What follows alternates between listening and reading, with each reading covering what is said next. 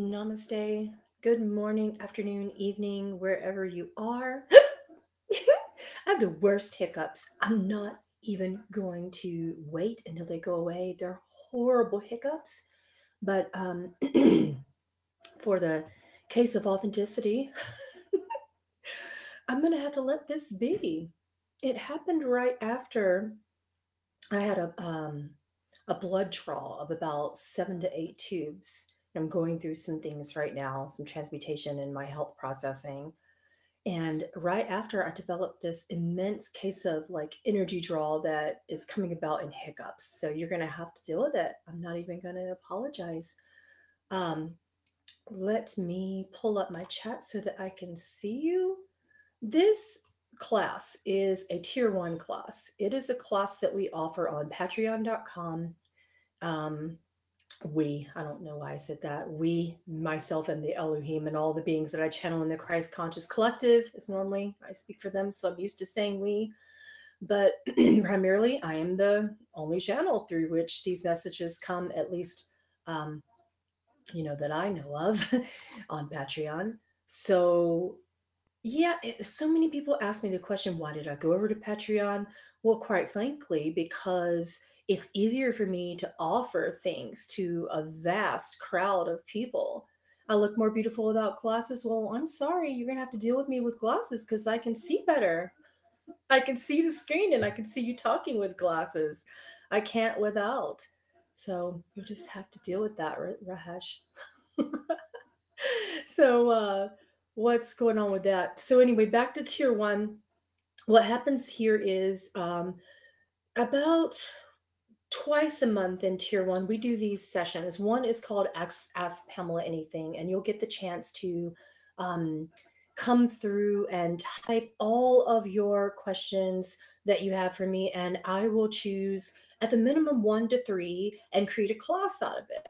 Sometimes I get really, really gung-ho. Well, more than sometimes, quite often I will get incredibly gung ho and just answer all of them because I feel like it. And today's one of those days, provided that these ridiculous hiccups don't get in the way of it. So with this class, you get a chance, and sometimes it's live, sometimes it's recorded. I can't make any promises on how that's going to be in the future. It's all about how much time I have that day to complete all your questions. And then the other type of class that we offer is a live Q&A. And for tier 1, you get one of those as well. And for tier 2, you get two of those. And then, of course, we do anywhere from, I think it's one channeling for tier 1 and 3 to 4 channelings for tier 2. And we also have a surprise channeling every now and then that comes up about once a month. So about 4 channelings total that you get for those lovely prices of either $13 or $33, depending upon what your budget will extend. So that's what I do all week long instead of, reading everyone individually all the time. Now I only do private readings once to twice a week for people, generally on Tuesdays and Wednesdays if you want to reach me in that way. And the rest of the time, it's this. So this is what we do. We do classes on specific subjects that you vote upon. We do channelings on with specific entities and beings that you vote upon. And then the rest of the time, we do these Ask Pamela Anything sessions, which we'll do today, the live question and answer sessions, and then shamanic journeys, mantras, and sound healings. We teach and do those as well. So that's what we can do. I'm going to go through the Patreon questions first because that's what you're waiting on, Patreon subscribers. So let's start. You have a lot of good questions. Let's see what Spirit wants to answer. Is it possible to know which archangel is watching over me? Yes, but you have to get acquainted with how to listen.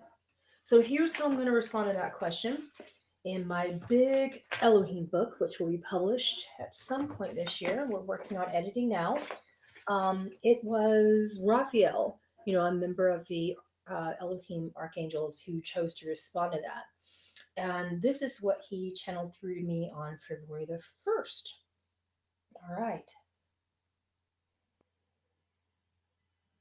He's talking about connection, and he's also relating that to love. And he says, in order to listen and in order to love, humans must connect. But in your egoic mind, you believe that in order to love and connect, you must understand. And that is the trick in the mind that causes you to believe this falsehood. Since you believe that you must learn the way of divine, let's start by understanding connection. Many of you want love, but you cannot love or know us without connection. Now, what is the first step of this connection to us, you may ask? It is listening. In order to connect to us, you must learn to listen in a way that doesn't seek logical comprehension, that doesn't seek hearing or seeing or feeling, but in a way that you seek your heart. And if you are longing to connect to another human being, you seek that being's heart. What if you were able to love and connect by listening? This is an instant exercise when you choose to listen to what you feel would be an enemy, those who you believe thwart you at every instance. Listen more deeply to what they are saying, but listen from your hearts. They are only reflections of the former you as you emerge into new you. Why are you so quick to put the former you on the shelf? Love all aspects of you, and this is the way you connect to us. Now, my answer to that question as a human is that with angelics, you have to stop trying to see them and to hear words and to connect via your human senses. You have to just connect in general in a way that's beyond that, and that way is telepathic knowingness. So basically, they're going to come through the initial knowingness of just something's different in my environment in here. So when you stop trying to connect out here and you ask, who is my guardian archangel? You will get a knowingness of that answer. You don't see it, you don't feel it, you don't hear it. Those are human things. Those are um, extraneous. Those are way out here compared to what angels are trying to teach you. Okay, so when you start connecting to Elohim, angelics, your connection is going to be different than you ever thought that it was. Okay, I let's see.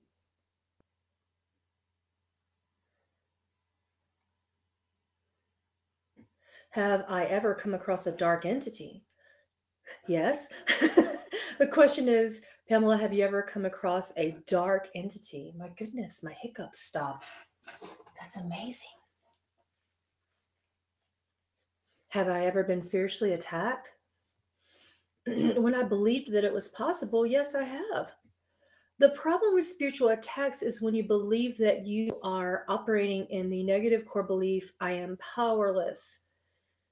Careful what you say in your languages, in what you believe, in your thoughts. Um, your thoughts create everything that happens thereafter, what you feel, what you know, and what you do, and then what happens allegedly to you. But when you understand that what is happening in your, what humans call external environment, the matrix system is not real. Okay, what you are seeing, feeling, um, sensing out here with human senses is matrix based. That is an illusion. Okay. So, in order to connect with angelics, you have to understand and comprehend from a level of power. When you connect to Christ consciousness, you have no particular notion that attack is even possible, because that would imply that you are afraid of something. And yes, if you are afraid of something, that's going to create a situation to karmically teach you to get out of disempowerment beliefs. So, but to answer your question, yeah, when I was little, I had that fear, as most kids do. And yeah, I have seen many, many entities in that presence. And luckily, I was taught right away. And this is what many adults aren't taught when they are going through their spiritual awakenings as an adult. I was lucky because I woke up at age 5 and I had, um, a lot of beings operating through me. I guess I better pull up my chat just in case you can't hear me, because sometimes these things give out. Sometimes I blow out microphones and things of that nature. So I'll watch the chat now just to make sure. Um, what you need to do is to ask your guides how to call back your power if you feel that you're spiritually attacked. Normally, that is with an I am invocation. So you would say, because you are afraid, you want to honor what you feel as opposed to just trying to push it away. In that moment, what's real for you is the fear. So you would call back your power with an I am invocation. So it sounds like this. It was taught to me by Archangel Michael around age 5 to 6.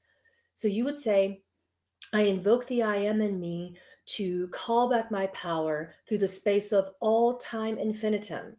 I call back my power from the north, south, east, and west, and through the space of all time infinitum. Okay, that's how to do that. That will normally pull things back in that direction. Okay. All right, let's look at your next question. Are there any mistakes? No, no, there are no mistakes. Oh, I know why you're asking this. It's so hard when I know you and I know why you're asking this to not answer from what my heart is feeling because I could go into ego in that answer. All right, so let's follow through your other question. Can a soul come to this earth with agreements and continually make decisions that thwart the direction that was supposed to be, thereby changing the lives of everyone around them, as in the butterfly effect? Yes and no. Okay, so when you come through in these soul contracts, you are coming through a percentage of free will. You are coming through a percentage of karmic things that you are accumulating along the way. You are coming through divine will as well. And divine will, there are no mistakes. And what you're choosing to learn, you can call that a mistake if you want, but you are accumulating that based upon the free will choices that you're making. You are accumulating that karma, which is perpetuating that cycle of birth, life, death, pain, suffering, birth, life, pain, suffering, death, over and over and over again. So, Lily, I'll just go ahead and answer you. I know you're a Patreon member, but you are exactly where you are because you are typing on the live chat. So for those of you who don't know how to access it, you need to scroll your mouse. If you're listening from Patreon, scroll your mouse over the title. Also, there's a very specific post with screenshots and everything of how to use Patreon and how to access YouTube through Patreon. But Lily, you are doing it appropriately. It's not going to show in Patreon post, in terms of your typing, like your comments. But if you scroll down enough, you will be able to see the live screen in Patreon if you scroll down to the appropriate post where I posted the actual link to it. But it's a few posts down, so you would have to continue scrolling to get there, but you cannot interact there. You would have to scroll your mouse over it, click on it, sign into your YouTube account, and get through that. All right. Robin, yeah, if I get to it, I have to get through my members first, and then I'll do that. Hi, Gail. So I'm just going in order of the Patreon posts that are already there, and then I'll start answering questions in the live chat until I run out of steam. Sometimes happens fast, sometimes doesn't. Okay, so yeah, there is a post, Lily, and anyone who cannot get through to YouTube from Patreon, there's a post that I just posted yesterday that's really clear on how to operate it, okay? But yeah, going back to calling back your power, you got to do that. And then what's even more formative is understanding that nothing can attack you because nothing is external.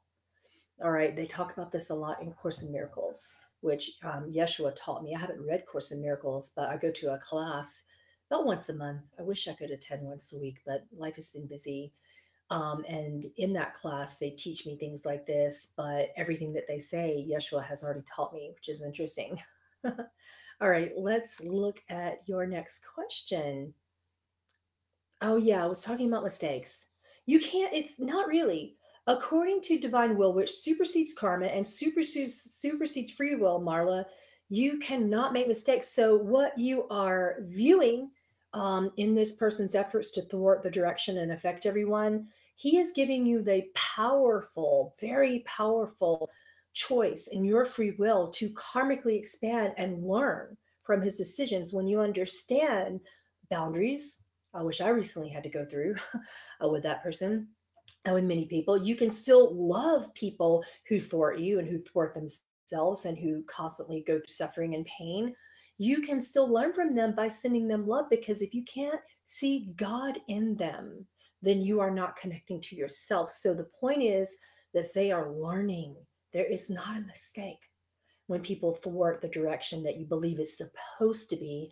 The, they're choosing that and their free will. Perhaps that is also divinely directed. You never know. And no, there's absolutely no mistakes. Okay, next question. People seem to be getting sick from living in a world that has so many toxins in it, with little assistance for diagnosis and healing coming from traditional Western medicine. I feel ya. What is the purpose of the suffering those of us? What is the purpose of suffering we go through, and what must occur for the healing knowledge to become readily available and accepted? That's such an open ended question that I could answer in so many different ways, but I'm not going to. Instead, I am going to read through something that's important about this. This is from the channeling of the Human Conscious Collective. All right. I knew one of you would ask this today. Here you go.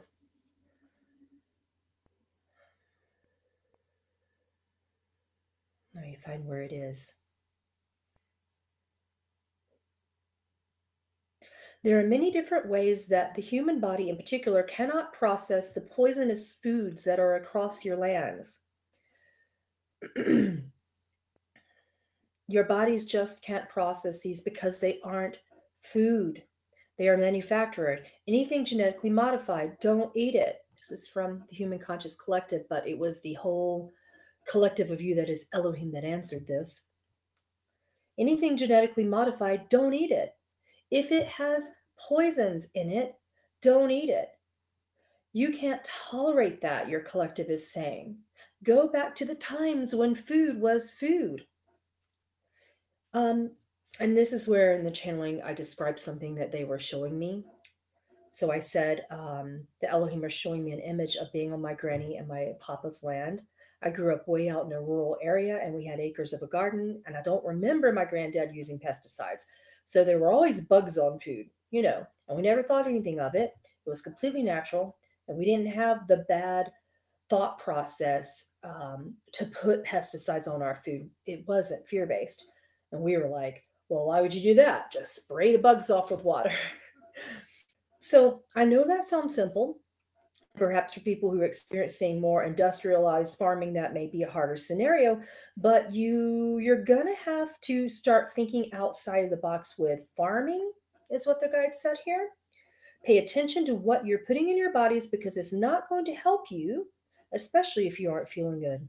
The point of being human is to feel good in a body. Don't ignore a body. The point is not to ascend to the point that you don't recognize that you have a body.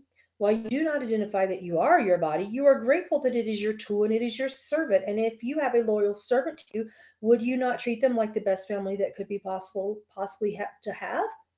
So that's the case. If you have hired help in your life, do you treat them poorly? Do you give them terrible food with poisons on them? No. You're thankful. We're one. We're family. Be one with your body, or your body is serving you, and your physical body is serving your light body. Okay. I'm going to get back to your question a little bit because I feel I'm losing something in it. The point of trying to go through diagnoses with Western medicine is that you want to be so proactive and so clean in your diet that you don't need this because emotional is 50% and food is 50%. So even if you are handling everything properly spiritually and emotionally and doing everything you can do to keep negative thoughts and death-ridden core beliefs out of your life, which they teach all the time through me, and you're alchemizing that, you still, if you're eating crap, you're going to suffer, you're going to get sick. So this is why it was so important. All right, so 50% emotional, 50% food, and don't look towards Western medicine. The purpose of suffering is to understand that your body is giving you signals. When you don't follow your body's signals, then there is suffering. Pain is a signal that requires immediate attention. Okay. When you put your hand on a stove, what do? You hopefully you don't put your hand on a stove, but if that were to accidentally happen while cooking, what do? You remove your hand. So In other words, suffering can be prevented. And then, secondly, if you feel it, your body is trying to get you through to some attention emotionally and spiritually, and also diet. 50% of American and Canadian problems is diet ridden. Okay. Next question.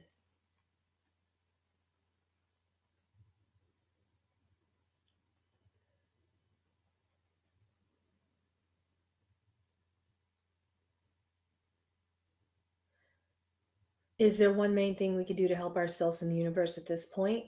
Yes, listen with your heart.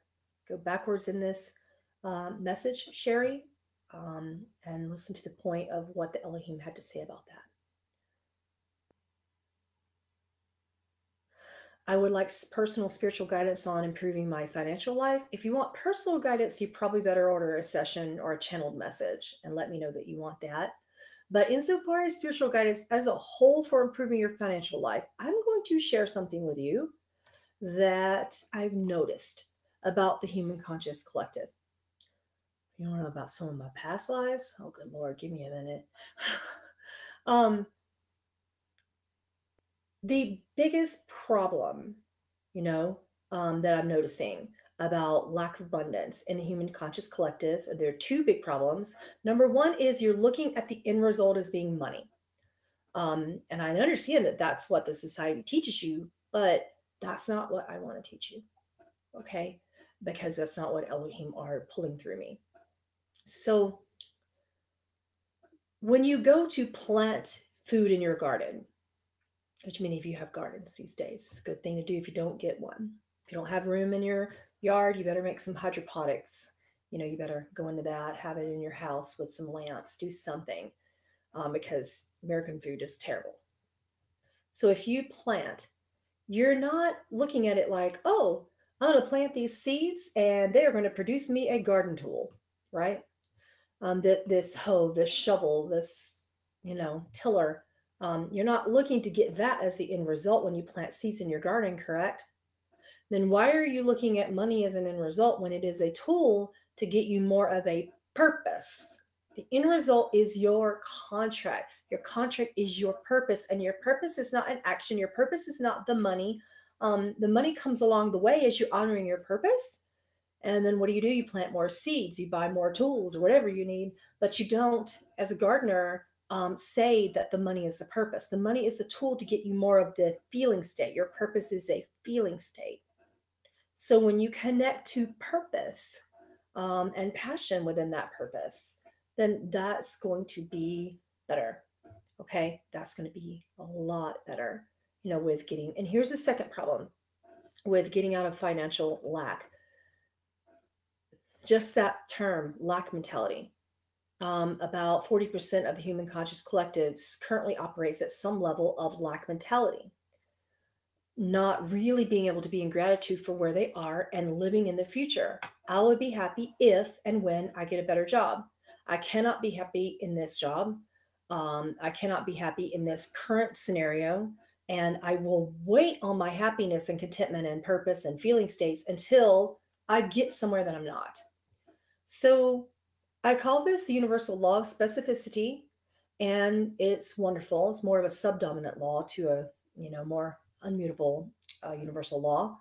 But within the law of specificity, it's like razor point thinking. So basically, you think, all right, well, it's obvious that in my vision, for those of you who follow the law of attraction and you go towards your vision boards in your mind or literally, on your walls, um, it's obvious that my vision towards that Lamborghini or mansion or whatever it is not something that I believe that I can have. And because I don't believe that I'm there or that I can have it right now, I'm going to ask myself, what is the next most believable step in that? Perhaps the next most believable step is going part time on that job. Perhaps it is interviewing to get a job that is part time, that gives you space to create your passion and purpose and self employment. I've noticed in the third dimensional collectives that the majority of the time working for someone else, unless you are all aligned together spiritually, is normally not a good idea. Sorry to give such a broad sweeping generalization, but it's just something that I'm noticing. And yes, that's a judgment. but I am noticing and I am perceiving the human conscious collective as being stuck behind desks. And if you're going to be operating behind a desk, at least you better be doing something that you love. If you're not, you ask yourself the question, what is the next most believable step? And then you do that. You don't wait on something else to happen. You create that something else to happen. Waiting on something that isn't is the primary problem between lack of abundance. Going beyond materialism, well, yeah, we talked about that in the garden example, but humans don't appear to be ready to apply that. So we have to meet people where they are. We understand it's all a living dream, but about 49% of the human conscious collective isn't thinking in that five-dimensional modality. So when I try to teach it, most people don't understand it, Mark. So I am teaching from a place where people understand, because in the third dimension, um, the fact is, money is a necessity still, because most of us aren't living in intentional communities. And being that we're not there yet, I'm trying to meet you where you are and you understand and you feel like, okay, you have to have a job. That's your belief, right? I would like to teach you to get beyond that belief. But in order to do that, you have to find your passion and choose how you want to feel. So if you can't do that, then the job becomes the purpose and the materialism becomes the purpose, as opposed to what is your passion? What is your feeling state? My particular purpose right now is compassion and acceptance. That is my contract as well. So in a dualistic environment, I don't sit here and think, well, I'm going to do this one thing that has no particular connection. Say, if I were to go to become an accountant right now, unless I was offering compassionate service to my clients and really, really feeling it, that would be not particularly within my purpose, because I can't stand dealing with numbers. It just drives me crazy. It's like a part of my brain that doesn't function. I'm not left brained. I have very little left brain within me, very little. So for me, that would not really be honoring my purpose, you know?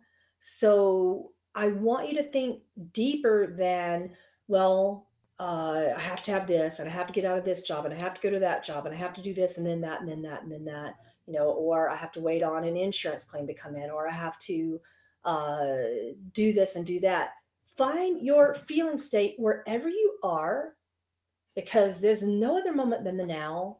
And then if you don't like the particular environment of where you are, ask yourself, within the universal law of specificity, what is the next most believable step to help me reach that feeling state of where I want to be, while simultaneously operating as much as possible in that feeling state right now, no matter the condition, no matter the condition.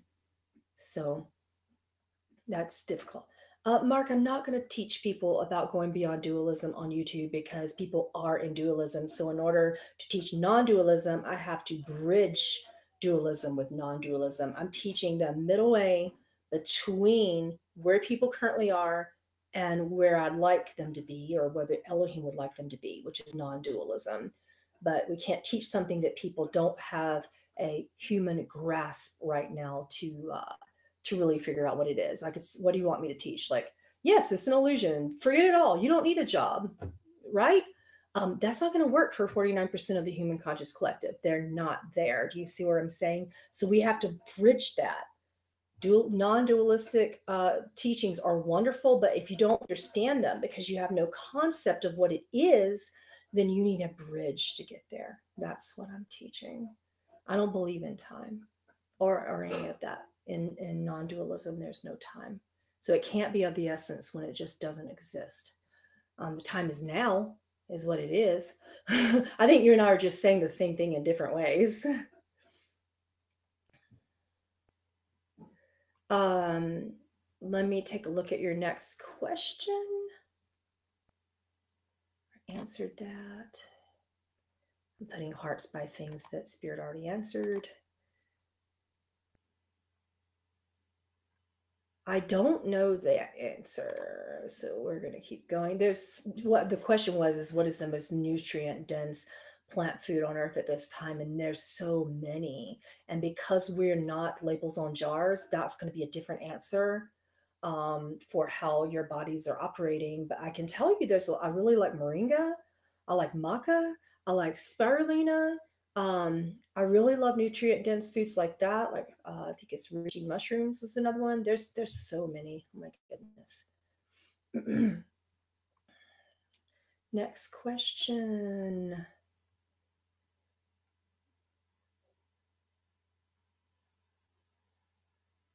Yeah. Can Yeshua give me some advice? This is to Lightfoot over on Patreon.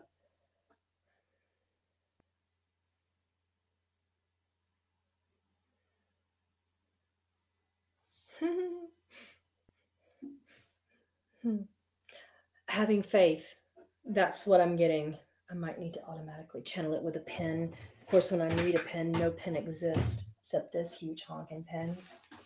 Hold on, I need to do some automatic writing to get this out of me. You have questioned your faith. Have faith in only this one thing, and it will be sufficient.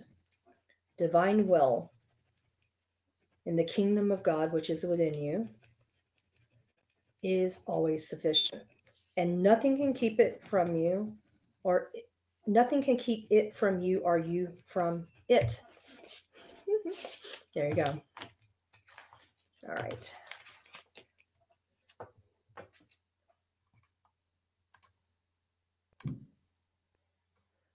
Okay. Let's look at your next question.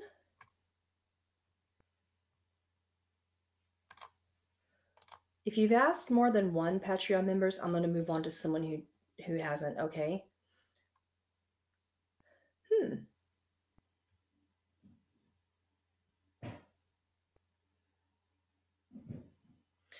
That's more of a legal question. That's interesting.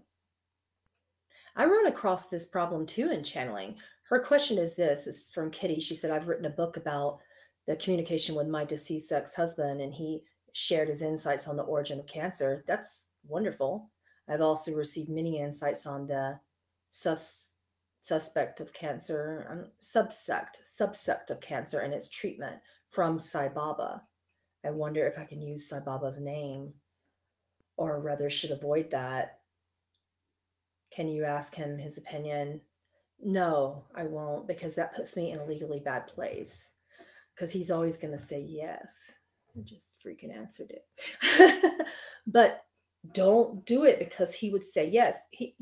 If you have any beliefs in a third dimensional environment about, even if you're questioning this, you have a belief that caused this question to come up into your nature. So if you use his name, I would really suggest getting an attorney and finding out the legal ramifications of that and his organization, and ask permission. And if you are not affiliated, then you also have to say, I am in no way, shape, or form affiliated with blah, blah, blah, somewhere in that material. It's like, otherwise you could be going into something that, could cause a 3D bump. And it's just something that I sense as an intuitive, that this could be a direction that, because you're questioning it, there's a belief there that could cause some issues.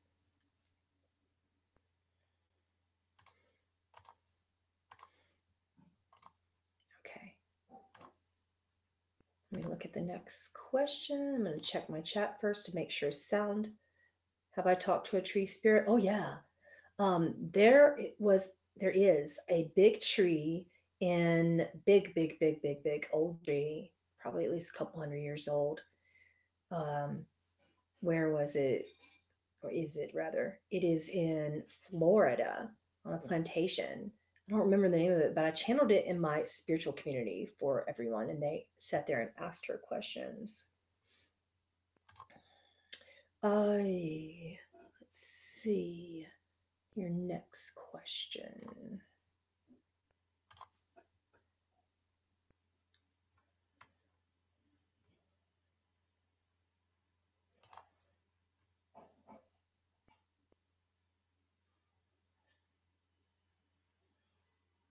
I can't really speak to Dr. Neruda, Illy. I'm sorry, I don't know who that is. I don't follow a lot of other people's work because I really like to keep clear about what I'm channeling and not have it kind of pervaded by other teachings. Not that those teachings would be good or bad. I just want to stick to the teachings that are coming specifically through the Elohim to me. So a lot of times you guys will ask me questions about other teachers, and my professional answer and ethical answer would be ask someone who knows, or ask them directly, even better. Oh, thank you, Big Jet, for interrupting everything we're doing here today. It costs $1,000 for transcendental meditation training. I would like to earn it, but it is a lot of money for a meditation technique. Why so much money? Has the organization been corrupted by money? Okay, going back to my previous question, it makes me incredibly uncomfortable when people ask me about other people's techniques, other people's forms of training. And my answer to you would be to ask someone in the organization, to use your own intuitive guidance. And also, as a whole, if something is too much money for you to afford in your budget, it's just a sign from the universe that perhaps that meditation technique or that healing process or that healer or that particular person might not be the person that is aligned for you. Otherwise, it would be directly in your path in the now that you could afford it, or, you know, perhaps you think you can't. And then if you're a wonderful manifester, in a couple weeks' time, you somehow manifest it. That happens too if you are operating in the archetype of the manifesting generator. So I want you to not really think about the money, but if it's aligned or not. And don't worry about corruption by money. Almost every big organization in the 3D can have that possibility, but does it align to you or does it not? How do you feel about it? Take money out of the issue and ask yourself, how do you feel about it? Talk to people who have experienced it, and talk to some of the teachers of TM, and just sort of sit with it. I have, as a Taurus being, legitimately talked myself out of certain things that cost a lot of money because I see the price tag and right away I go, oh, yeah, yeah, but no. But then later I look at it and I research it and I feel it out in my heart and I sit with it and I give it some time. And then later I'm like, all right, well, that's a lot to invest in, but I'm freaking worth it. And I'm going to do it because I align with this modality. So there are many answers to this question, but please don't make money be the final culprit and answer to everything. That would be my answer to you. Let me check, make sure I haven't gone offline. Oh, someone asked me about my past lives. Um, there's a lot. And when I say a lot, like we wouldn't have even time. Um, and it's interesting because a lot of my past lifetimes align up with a being that's well known, and I sometimes get uncomfortable talking about that being. So, but yeah, I'll share it with you. I'll be authentic. My most memorable lifetime was that as a fractal of the essence of a really wonderful female guru in India, and her name is Anandamayi Ma, or Ma Anandamayi. That's what she goes by anyway. And my lifetime was spent chanting, just praying and blissed out, all day long, connected to source. And it was amazing. I didn't really have third dimensional experiences, and it was a beautiful life. That was one of my past lives. I've also had a past lifetime in Mongolia as a wife of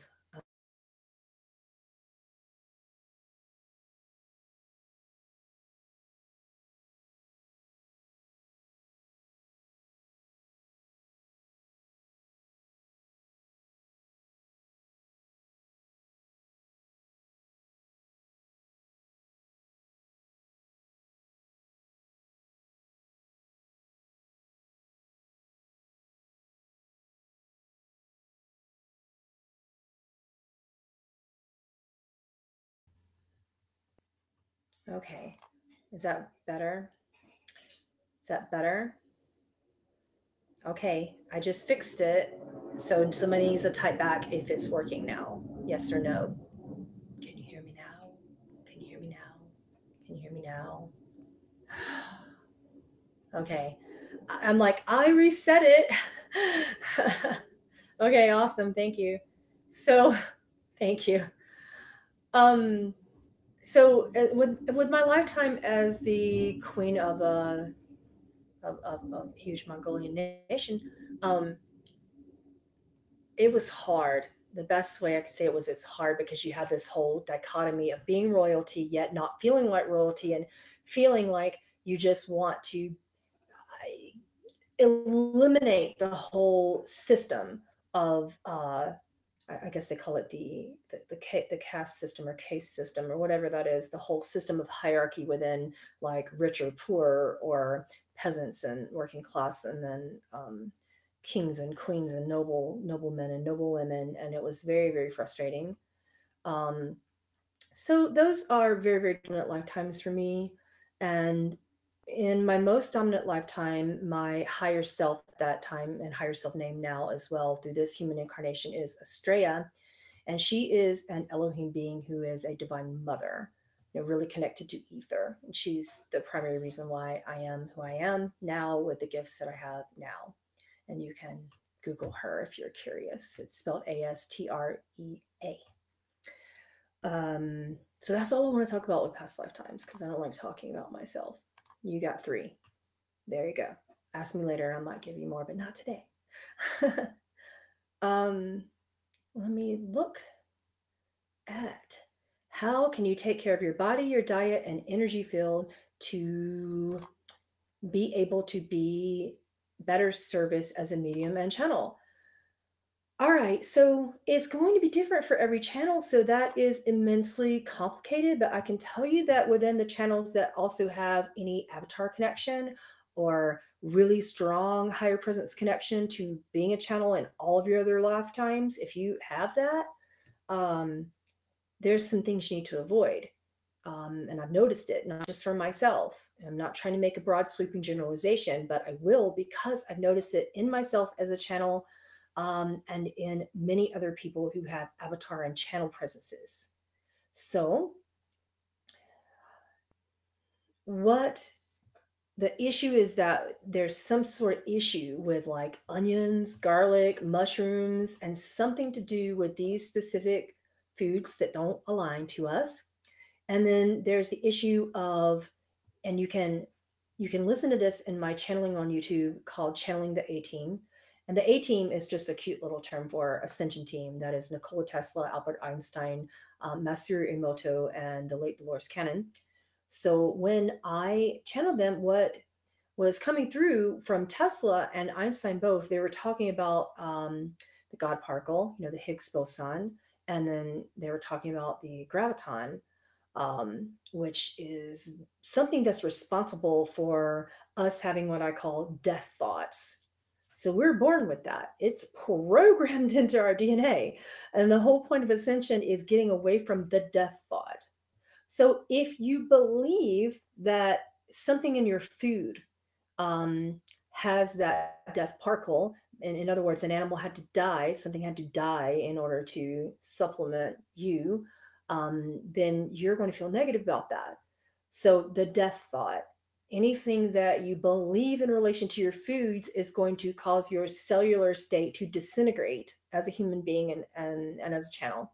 So basically speaking, you can get all of this information from my A-Team channeling on YouTube. It's right there for free. And yeah, it's we just talked about that as well within the human conscious collective channeling, and I gave you that message. It was loud and clear that channels need to not really eat death-ridden things. So for me, in my belief system, some channels can get away with this, some can't. I can't. So I have a hard time when I eat any animal products, just any of them. I have a hard time when I eat anything that isn't living raw food, such as the perfect diet for me as a channel has been fruits and raw vegetables and nuts and seeds. That has been, and some spirulina. What else? Sometimes moringa, things like that. They're high frequency. I love turmeric roots, things like that. Really love turmeric and ginger. So, basically speaking, that's genetically programmed based on some of my past lifetimes as well. You'll notice with all the ginseng and turmeric and ginger, those are all coming through my individual unique DNA patterns that are still carrying through today. But in my opinion, from what I've observed about channels, fruitarian with supplemented protein seems to be really optimal. but there is no perfect. We're not labels on jars. We're all going to have unique needs. So that's the best way I can answer that. Let's look at some of your questions. I'm going to answer a couple more, but then I have to go ahead and go. I'd keep going with you, but I've got to go. I've got to go take care of some biological business here. Channels have bladders like this, by the way. We're like this. We can talk for like 30 minutes and then we're done.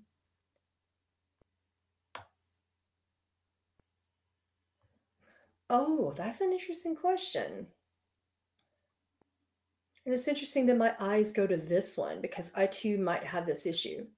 The question from Monkarjal, one of my Mongolian buddies, I love her. Love to you. I love you. She says, I'm very bad at talking. I completely disagree. No, you're not. Anyway, your question. I am very bad at talking and communicating with people. I am sure you know from talking to me. No, I don't. I am wicked awkward. Well, yes, that is true. I am generally very much not good at knowing what to say or interacting because sometimes I don't know what should be polite, correct, or things that a well-mannered person would say. And I either end up being too quiet or speak to in a way that's too vulgar. I do have this problem as well. I am just scared to talk. However, I want to talk to whomever I want to because I know um, that there are consequences that I don't want. Am I wrong or was I just brought up weirdly? Yeah, these are belief systems of shame, not really feeling your own power of knowing that whatever you say, even if it comes out wrong, there's always the opportunity to say, well, I that didn't exactly come out the way that I intended it. This happens to me daily, by the way. Um, Listening with the heart, when you really, really listen to people, as opposed to just thinking about what you want to say next. I have noticed that with empaths, we are just absolutely bombarded. So we're thinking from our right brain. And I'm going to relate this question in a way that talks about empaths because Monkarjal is incredibly empathic. And empathy, in my opinion, as a channel, has really been almost the bane of my existence. Like, I love all of my inspiration and it feels great. And I want to just like spout out all of my channelings to everyone. And in the process of that, I end up completely not hearing, literally, legitimately not hearing what people say. So going back earlier in this, the answer was basically stated from Raphael earlier, how to listen from the heart. So I'm going to repeat a little bit of that. And here it is. So in order to connect to people, you must love, right? Okay, let's get that as a foundation because it's something that Raphael put in this channeling. And I'm just going to read to you what he stated after that. But in your egoic mind, you believe that in order to connect, you must love. And then in order to love, you must understand. That is a trick of the mind that causes you to believe this falsehood. And since you believe that you must learn the way of the divine, let's start by understanding how to connect. Many of you want love, but you cannot love without connection. What is the first step of connection? It is listening. You must learn to listen in a way that doesn't seek logical comprehension, but in a way in which you seek another's heart. What if you are able to love and connect by listening? This is an instant exercise when you could choose to listen to your enemies, those who you believe thwart you at every instance. Listen more deeply to what they are saying, but from your heart. They are reflections of the former you as you emerge into new you. Why are you so quick to put former you on the shelf? Love all aspects of you. You are a richly woven tapestry of energy color, and those colors include what you believe would be mistakes, portions of yourselves you had to learn and chose to learn in very difficult, tumultuous circumstances. Simply observe old you and love old you, listen to old you as he or she shows up in many reflections and in many ways for your forgiveness. Forgiveness, as we have taught, is the foundation of grace and the beginning of acceptance. Forgiveness and acceptance must be there. As you emerge into new you, many reflections will arise around you, showing you the former versions of old you. You will feel as if layers upon layers are cracking and falling down around you, and this will not be comfortable. Hence that awkward, as Mukherjee put it. You may feel judged and misunderstood as your energies shift and change. You will feel as if you are backing up, as if something is going wrong in your communications. As you shift into new you, all versions of former you will arise. And that is not comfortable, but love must be shown. And you must forgive all of the versions of old you, showing gratitude for how far you've come. Show gratitude for the lessons that all of these reflections of old you are presenting. Be grateful that you have learned and grown. We are only showing you how far you've come. This forgiveness and acceptance is vital in the next step towards unconditional love, because this step allows you to love yourself. So, again, let's go further. Okay, there's more. In order to connect, you must not see others who represent something that you do not understand as separate from you. Connection involves forgiveness and acceptance. Everything is you, all is God. How can it not be? Many humans are so quick to react, and the test at this stage in your emergence is testing how you gauge and observe those reactions that allow people to become forgiving, accepting, and allow them to become forgiving, accepting, loving responses. Don't forget that acceptance doesn't mean pulling that being into your presence. They are aspects of you, and you need love. And if love requires a boundary, this is vital as well. You can still be loving in those boundaries. You require forgiveness and acceptance. And in this case, you forgive and accept the other person as an act of forgiving and accepting yourselves. And then you ask, what are my needs? What is the most loving act? That need may be a boundary. It may be what you desire and need to love yourselves.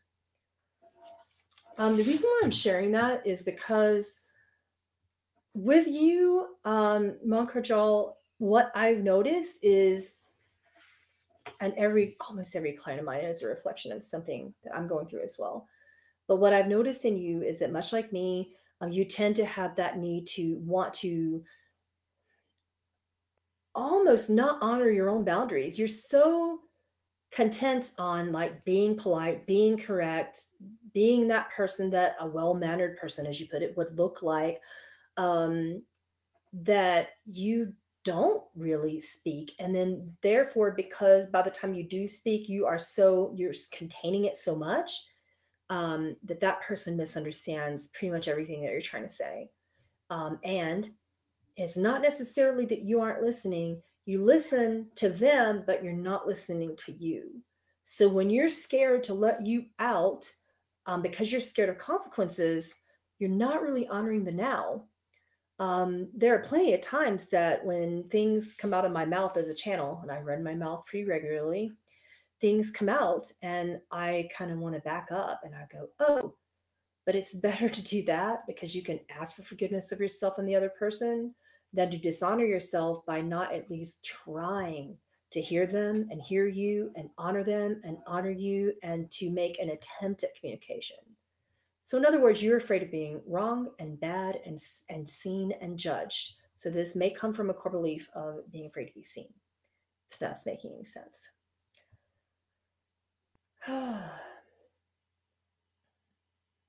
Someone said, would you say in one word all the problems people have stated here come from not loving themselves?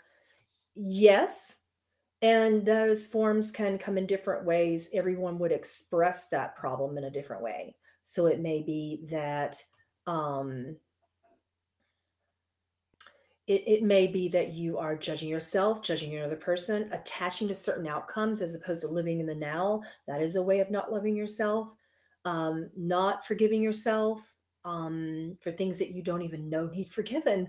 So it's really, really operative that you understand that everything is in here, nothing's out here. Um, as is above, as is below. There are kingdoms upon kingdoms and universes within universes in here. So ascension's not, we're not going up. Um, the most recent way that Yeshua described ascension to me, he turned a lotus flower upside down and it was blossoming. All of the petals were opening up, just ping, ping, ping, ping, one by one. And it was in here and everything. I was expanding into a lotus flower, but it was all in here. And as I did, different levels of personalities of me would come up that felt separated and judged. and attacked even and unloved. And he would bring those aspects to me and say, forgive and love, you know, forgive and love that aspect. And then I did. And that's primarily how I've integrated to the point I am today, but still apparently have a long ways to go, just like most people. Yeah. Oh, Monk Carjal's here. We were just talking about you, and you just showed up, and I completely answered one of your questions from the Patreon page. Yeah, thank you guys. I'm gonna have to go and take care of some business now, take care of my body, love my body, and take care of her needs, as we talked about so much today in today's Ask Pamela Anything session. And again, I provide these particular types of sessions and various types of them, not just this type. We have this type, we have the live question and answer, we have live channelings where you can show up and answer in the way that you did today and be very involved in the channelings. We have shamanic journeys and sound healings. We do classes based upon polled suggestions that are from you, and then we'll do a vote and then choose that. So, yeah, it's wonderful, right? So, oh, Mandela effect. Do you want me to close with that, Suso? Anyway, I will though. I will for you. We'll take that as the last question. But basically, with that, if you want to join my classes and suggest to me what classes you want, and then we'll pull it up and take the top answer in that and create classes. And also, you can suggest entities and spiritual beings for whom you want me to channel, and those become polls as well. We do that all the time, every week, over on patreon.com/Pamela Aaralyn. You can find me there, as you can find many creators who are moving over from YouTube into there.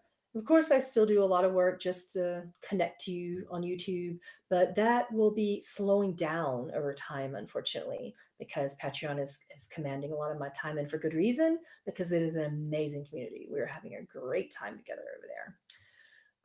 Suso is asking, and this will be our final question. Is there a definition for Mandela effect? Yes, at least I can give you my personal definition. What I have observed it, that what it would be is sort of like peeling the skin off of an orange. And where are you in that development if ascension is an orange?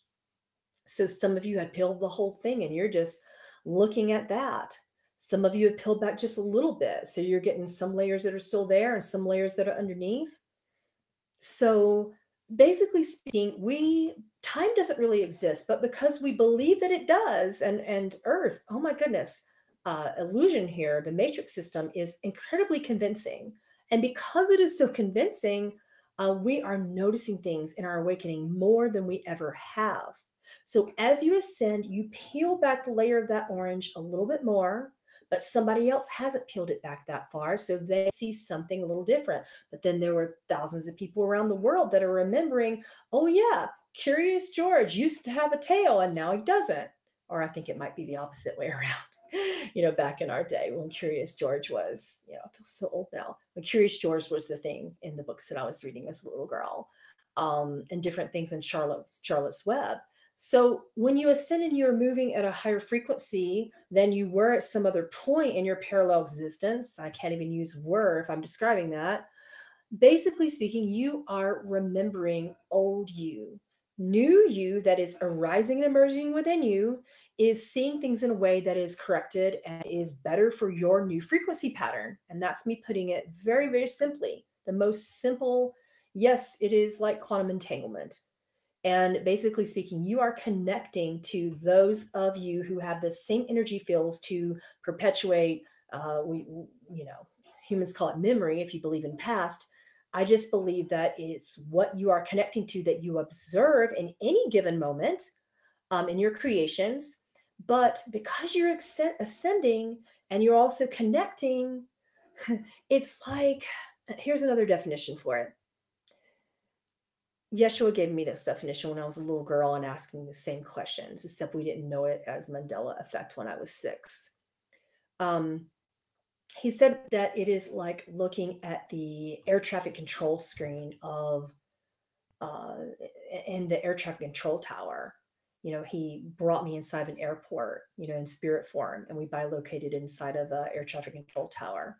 and I was watching the air traffic controllers, and I was looking down at the screen, and planes were they were just coming. You could see them like little dots on the screen, and then the controllers were like spouting out things. They sounded like auctioneers. They were like 250 degrees, blah, blah, blah, this way, left way, blah, blah, blah, blah, and that direction, that direction. I can't remember what they were saying, but it was fast and it was directional and it was specific. And the planes would not have near misses because the air traffic controller knew that they just had a flow in what to do. But these planes, they would sometimes come into each other's dimensions, or flight paths, if you will. So what you're doing is, if you have a thought and that it's somehow similar to someone else's at a certain frequency, you will cross dimensional force fields in a sense. And when I was looking at that air traffic controlling screen, going back to that metaphor, um, it it was so like flights were just right on top of each other. They were so close. All of the different dimensions through which you experience are so innately close together that any little thought frequency you have can go into someone else's field, and it just goes whoop. So that's it.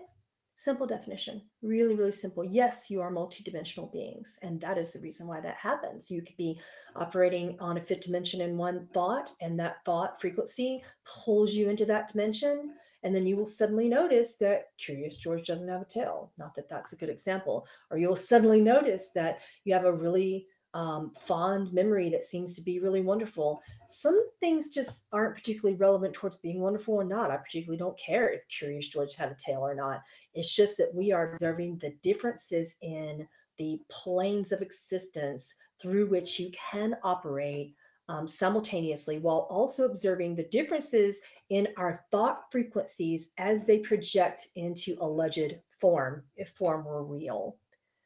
I'm trying to make it simple, but I'm realizing that we're going pretty deeply. So hopefully you're understanding what I'm trying to say. Did you catch me there on most of that? Hmm.